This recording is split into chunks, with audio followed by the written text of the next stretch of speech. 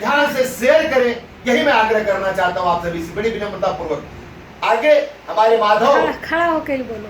माधव पांडे, इनका नाम माधव पांडे, हमारे भांजे हैं। इनकी बात को सुनिएगा और इस वीडियो को शेयर करते चलिएगा।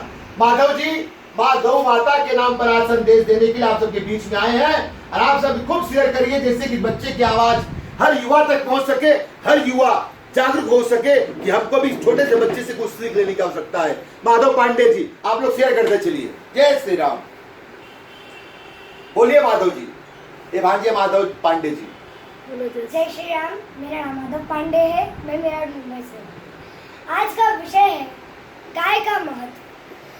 गाय केवल इसलिए पूजनीय नहीं है कि वह सिर्फ दूध देती है, बल्कि गाय इसलिए पूजनीय है क्योंकि वह समुद्र मंथन से हमें कामधेनु के रूप में प्राप्त हुई है और 84 लाख योनियों का सफर करके आत्मा अंतिम योनि के रूप में गाय बनती है। गाय लाखों योनियों का वह पड़ाव है जहाँ आत्मा विश्राम करके आगे की यात्रा यानी मनुष्य के रूप में आने की यात्रा शुरू करती है। दुख की बात तो तब होती है कि जब लोग गाय से लाभ उठाकर फिर उसे कसाईयों के हाथ बेच देते हैं।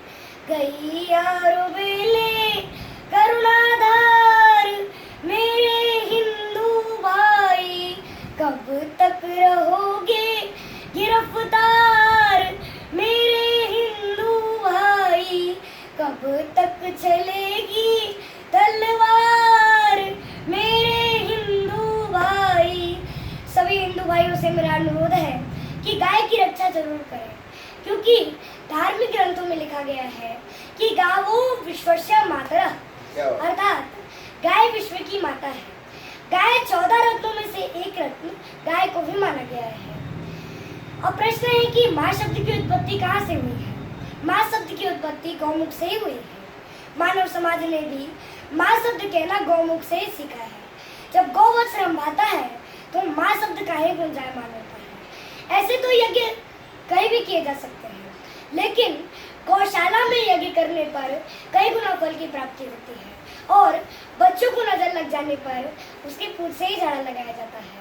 और इसका प्रमाण भागवत महापुराण में भी हमें मिलती है कि जब भगवान श्री कृष्ण को पूतना उद्धार के समय नजर लग गया था, तब उसके पूंछ से झाड़ा लगाया गया था और उनके पूंछ से ही उनके गाय के पूंछ से ही नजर उतारा गया था और उन्हें पंचामृत से भी नहलाया गया था। गौ माता की रीढ़ की हड्डी में सूर्य नाड़ी और केतु नाड़ी साथ हुआ करती है। गौ माता जब धूप में निकलती है तब सूर्य का प्रकाश गौ माता की रीढ़ की हड्डी पर पड़ने से घर्षण द्वारा कैरोटीन नामक पदार्थ बनता है, जिसे हम लोग स्वर्णाक्षर भी कहते हैं। और इसी पदार्थ से गाय का दूध हल्का पीला होता है और इसे पीने से बुद्धि का तीव्र विकास होता है। कई बार जाते समय गाय के अगर दर्शन हो जाए तो हमारी यात्रा शुभ होती है। गाय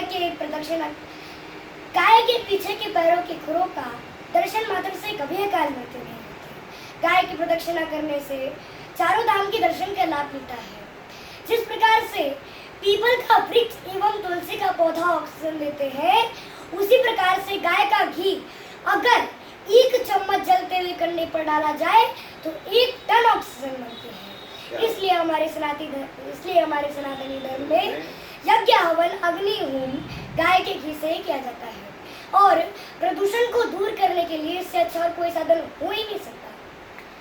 गौमूत्र से औषधि बनती है और गोबर से गैस बनता है तथा दूषित वातावरण को गोबर से लीप कर पवित्र किया जाता है। यज्ञ में घी की आहुति देने से सूर्य की किरणों को विशेष ऊर्जा मिलती है, सूर्य का प्रकाश को विशेष ऊर्जा मिलती है और यही विशेष ऊर्जा वर्षा के कारण होती है और वर्षा से ही अन्य पेड़ पौधों को जीवन प्राप्त होता है। वैतरणी पार करवाने के लिए गौदान की प्रथा आज भी हमारे देश में मौजूद है। श्राद्ध कर्म में भी गाय के दूध की खीर का ही प्रयोग किया जाता है और इसी खीर से पितरों को तृप्ति मिलती है। देवता, पितर, मनुष्य सभी को शारीरिक बल गाय के दूध से ही मिलती है। संध्या काल में जब गाय घास खाकर घर लौटती है, तब गाय के खुरों से उड़ने वाली धूल समस्त पापों को नाश कर देती है और उस समय की वेला गोधूली वेला सभी मुहूर्तों में सबसे सर्वोत्तम मुहूर्त होता है।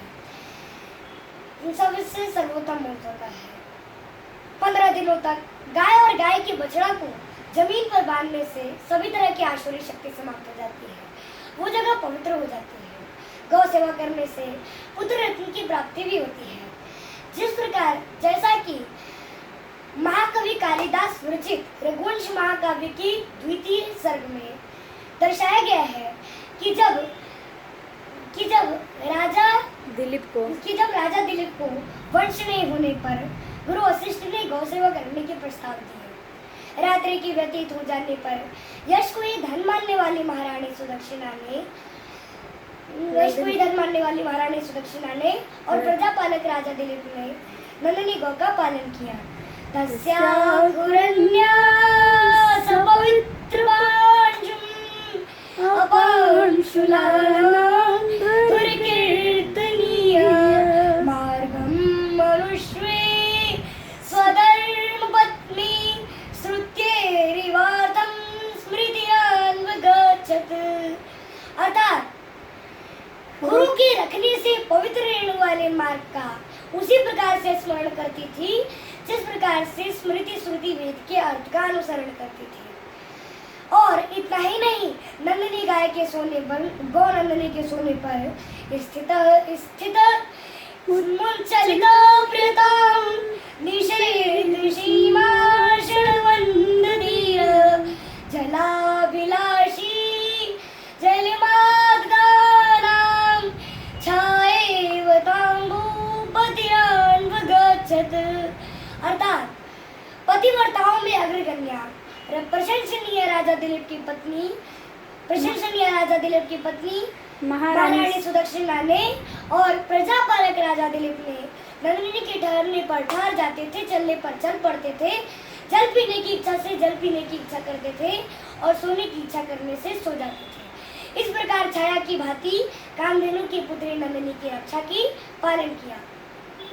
एक दिन राजा दिलीप नंदिनी को गौचरण के लिए जंगल ले गए।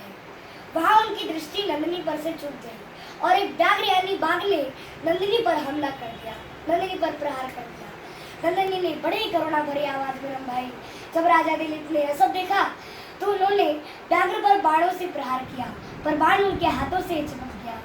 फिर व्याघ्र ने मनुष्यवाणी में राजा से कहा कि हे राजन, अलं महीपाल तव श्रमेण प्रयुक्तमप्यस्त्रवृतो वृथा स्यात् न पादपोन्मूलनशक्तिरन्य शिलोचयन्मुचति मारुतस्य।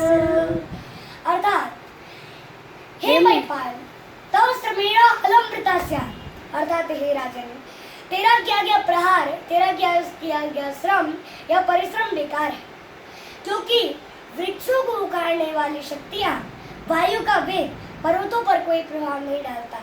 उसी प्रकार से हे राजन, तेरा किया गया प्रहार मेरा कुछ नहीं बिगाड़ सकता, क्योंकि नंदिनी मेरे क्षेत्र में आई है, इसलिए मेरा आहार है और मेरे आहार से तुम इसे बिल्कुल नहीं बचा सकते। राजा दिलीप ने बहुत ही अभिनय किया और कहा कि नहीं, मेरी नंदिनी को छोड़ दो, मेरी नंदिनी को मत खाओ, मेरी नंदिनी को छोड़ दो। तुम अगर चाहो तो इस नंदिनी के बदले तुम मुझे खा जाओ, पर नंदिनी को छोड़ दो। व्याघ्र ने हंसते हुए मुस्कुराते हुए राजा से कहा।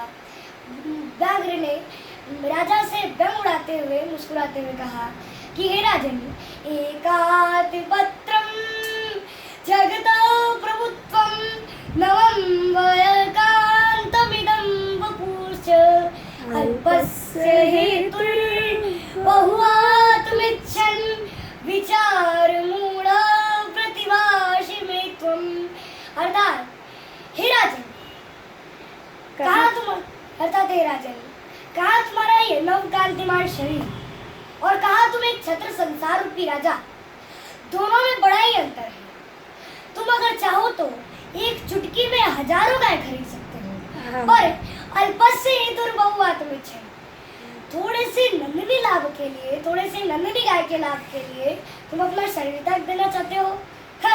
मुझे तो तुम विचार मूढ़ा में प्रतिभाषित, विचार से काफी उम्र जान पड़ते हो। खैर कोई बात नहीं, तेरे वार्तालाप से मुझे तुझसे मित्रता हो गई है।